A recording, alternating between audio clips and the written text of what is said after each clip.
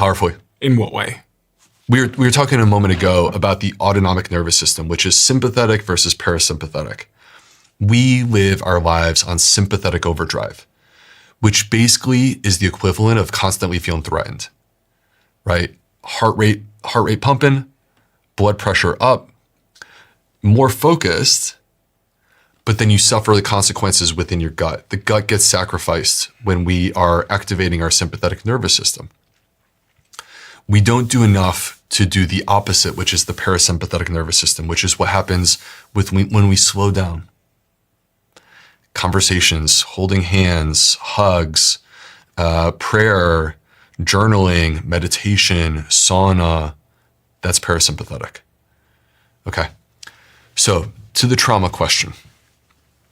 It's been shown that, and this is something that I had to learn not only myself, but I had to see that I always thought that kids, if they were young enough, they wouldn't remember.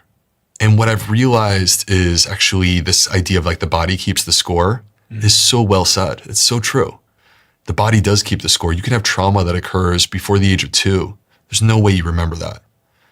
And yet it will manifest later on in adults. And this has been shown actually in kids that are adopted and like have an unstable first 2 years of life.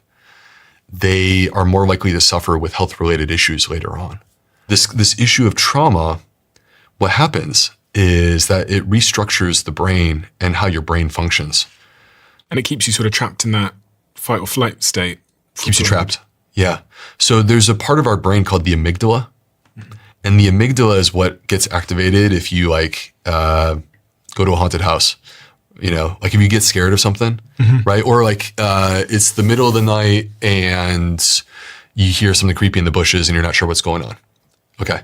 So that's the activation of your amygdala. Well, the issue for people that suffer from trauma is that they live with the amygdala perpetually turned on. So if something's happened to me in my life that's caused some form of trauma, there's an increased probability that I'm going to be in a more sympathetic state in terms of my nervous system, which is going to activate a hormone, which is then going to disrupt my gut motility and all the other things we talked about,